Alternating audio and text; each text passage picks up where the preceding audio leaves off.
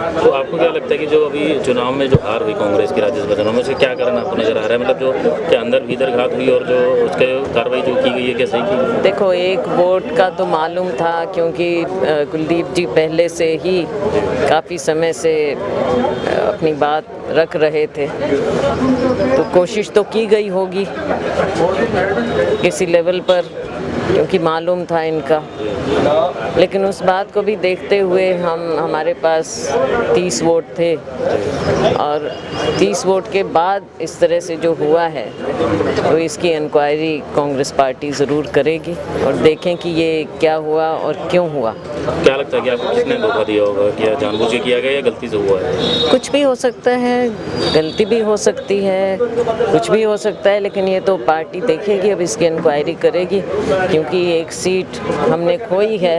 और माकन जी जैसे हमारे सीनियर पार्टी के वो एक नेता हैं, दिग्गज नेता हैं, हमारे कॉलीग हैं, और हरियाणा से जहाँ की हमारी एक सीट पक्की होनी चाहिए थी, वहाँ से हमने उनको भी निराश किया, कांग्रेस पार्टी को भी निराश किया, हम सभी निराश हुए। लोगों में भी एक निराशा आई कि ये ऐसा होना नहीं चाहिए था, और जो सरकार का भी इसमें गिनती में रवैया रहा, जो सुनने में आ रहा है, उसको भी देखा जाएगा आगे लीगली। क्या लगता है कि कुलदीप जी जिस तरीके से पीछे काफ़ी समय से आवाज़ उठा रहे थे कि उनकी बातें नहीं सुनी जा रही हैं, उन्हें समय नहीं दिया जा रहा, तो आपको क्या लगता है इस तरीके से नेताओं को, बड़े नेताओं को समय ना देना जो हाईकमान है वो गलत कर रही है? नहीं, देखो, ऐसा नहीं है, और राहुल जी की बहुत व्यस्तताएं हैं और राहुल जी मिलते भी हैं। केवल एक बिंदु पर हमें नहीं रखना चाहिए, दूसरे नेताओं से बात करके, और दूसरे नेताओं ने उनसे बात करना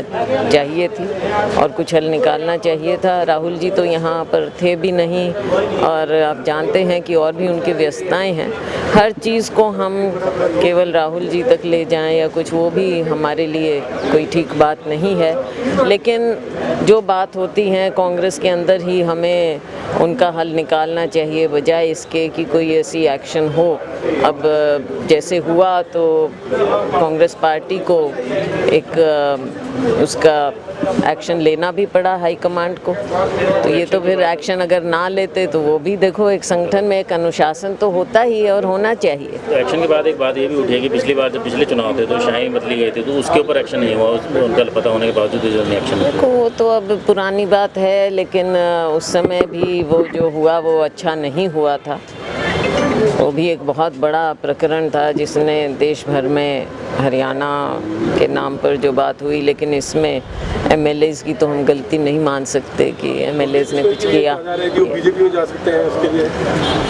अब ये तो देखो, इसका जवाब तो वो ही दे पाएंगे, इसका तो हम क्या कह सकते। लगाई जा रही थी कि आपको जो है राज्यसभा भेजा जा सकता, तो आपको टिकट नहीं मिला। नहीं, ऐसी कोई बात नहीं है। देखो, ये हाईकमांड का फैसला होता है, और हाईकमांड जो भी फैसला करते हैं, मुझे तो आप जानते हैं, मैं तो हमेशा, हमने हर बात को पार्टी को ऊपर समझा है, और मैं नहीं समझती कि हमें अपने व्यक्तिगत कोई स्वार्थ रखने चाहिए पार्टी के सामने। अच्छा, एक आज राहुल जी जो है ईडी के सामने पेश हुए, तो उसको लेकर प्रदर्शन किए जा रहे हैं कांग्रेस की तरफ से, उस पर आप क्या कहते हैं? देखो, जिस तरह से ना केवल लोकतंत्र की, लेकिन लोकतंत्र के लिए मजबूत विपक्ष की, और मजबूत विपक्ष में राहुल गांधी जी अकेले ऐसे हैं जिनकी आवाज़ बुलंद है लोगों के लिए और इस सरकार की गलत नीतियों के खिलाफ। अब राहुल गांधी जी और कांग्रेस पार्टी का शीर्ष नेतृत्व, सोनिया जी, इनके ऊपर अगर इस तरह की एक्शन होगी तो सारा देश देख रहा है कि किस तरह से ईडी का इनका दुरुपयोग किया जा रहा है, और अगर इनकी आवाज़ दबाने की कोशिश